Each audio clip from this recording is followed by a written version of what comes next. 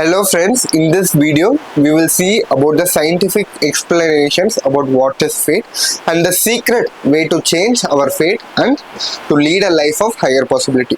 So, one of the renowned psychologists, Carl Jung, what does he tell about fate? He tells, until you make your unconscious conscious, it will direct you and you will call it fate. So the next understanding is, like, I believe the whole external world is a manifestation, is a reflection of the internal world. This thought is also supported by the Yoga Vashistam in the chapter 4 and verse number 43. It says, Yad drishyam tat tata bhavati, yad adrishyam na tat bhavet, which means whatever is seen outside is also present inside. Whatever is not seen outside does not exist inside. So, whatever the circumstances currently I am facing in my life, it is a reflection of my thought pattern. So, now you might ask me, I have thought I want to earn so much money, I have thought I want to succeed in this thing, I want to do this thing, I want to do that thing, but it has never manifested. Then how do I even understand that the external world is a reflection of my internal world? Just analyze, in a single day you have thousands of thoughts. Among those thoughts, how much do you think the thoughts are, how much percentage of thoughts are directed towards your ambition? For example, if considering your entire amount of thoughts, 80% of the thoughts are almost undirected or doesn't have any goal, it doesn't have any ambition. These are just vague thoughts. But only the 20% of the thoughts has an ambition, it has an aim, it is directed towards doing a certain activity, it is directed towards doing some, achieving some success. So there are these.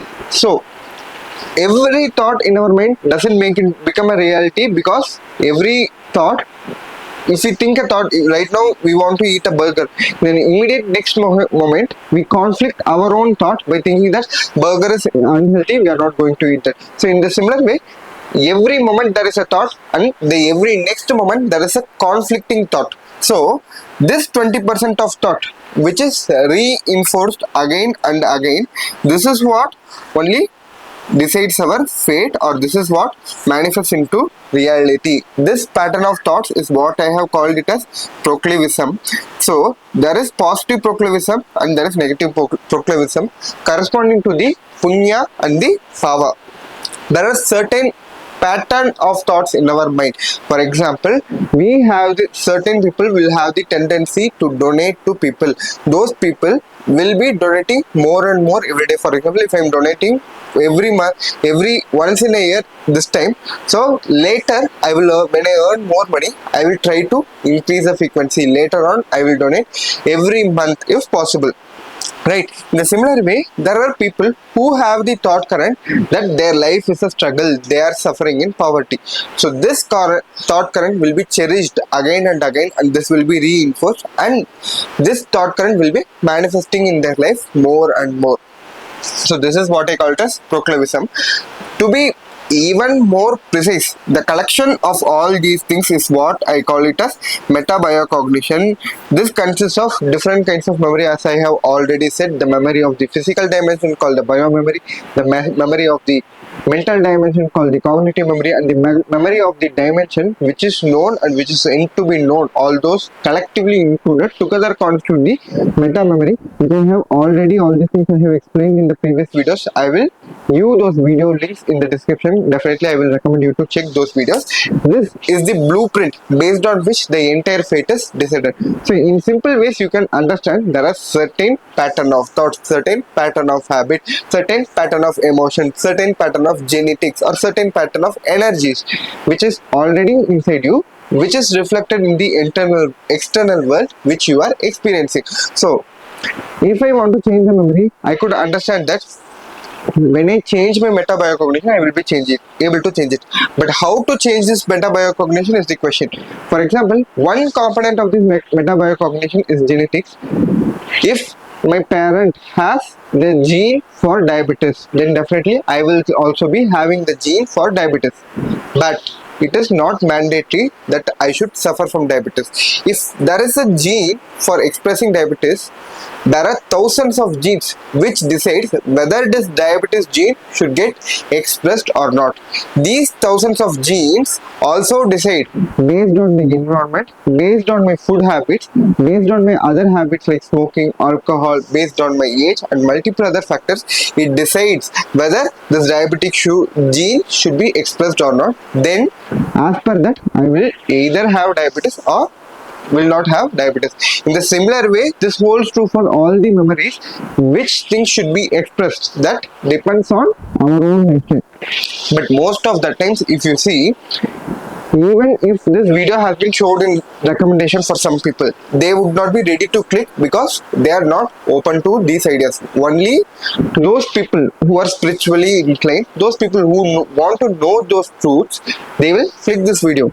The other people, even though the opportunity is readily available in front of them, they are not ready to watch it. For example, if there is a recommendation of Bhagavad Gita explanation in your YouTube channel, unless and until you are inclined towards it, even though the recommendations are shown 1000 times, you are never going to click and watch it. If there is a newspaper, if I am reading a newspaper, I will definitely skip the sports column as my knowledge about sports is minimal. In a similar way, certain people will be inclined towards certain things. Certain people will specifically read the news about the Bollywood, Hollywood. Certain people will specifically read about the current affairs. Certain people, there will be a section for preparation for UPSC exams that will be read only by certain people. So in the similar way, each and every people, based on their metabiocognition, they have a preference towards certain things which they are open to. Unless and until this preference, this cycle is not broken, they will be leading their lifestyle as per their metabiocognition. There is no change. There is not going to be any change in their lifestyle.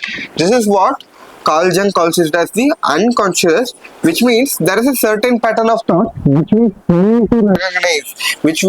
fail to recognize, and till the time we recognize, we are calling it as fate. If we could recognize this, we could easily change this, then we can change the fate as well. So, how to become open to those thoughts, how to be readily available to those internal thoughts for a life of higher possibility or enlightenment. It is possible when the Kundalini energy rises to the Ajna Chakra. When it rises to the Ajna Chakra, we are receptive to fresh thoughts beyond what we have accumulated, what we believe as the truth. So, in the universal consciousness, whatever the thoughts that has been thought right from the origin of the universe is already there.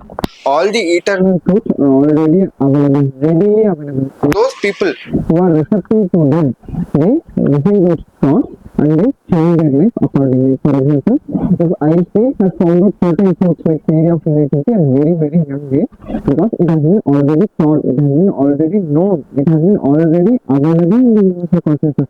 So, his metabiocognitive pattern, he was just readily available to receive this information. He was just receptive to receive this information. That's why he has just grasped them and he has expressed through his life. This is what the simple thing is. So, by becoming available to this, we will be able to change his life. This is the simple explanation which I would like to give. If you find this video useful, please definitely give it thumbs up. Apart from this, if you have understood or if you have not understood, please definitely leave a comment. I will try to address all the queries. So apart from that, in the next video, we will try to learn about the secret which doesn't consume much of the time or money, but which will help you become a millionaire, which will help you earn more and more money in your day-to-day life effortlessly. So, if you find this useful, if you would like to hear such videos in the future, please definitely subscribe to the channel, and I will see you in one other useful video like that. Until then, it's Dr. Aravind signing off. Offering eternal truth.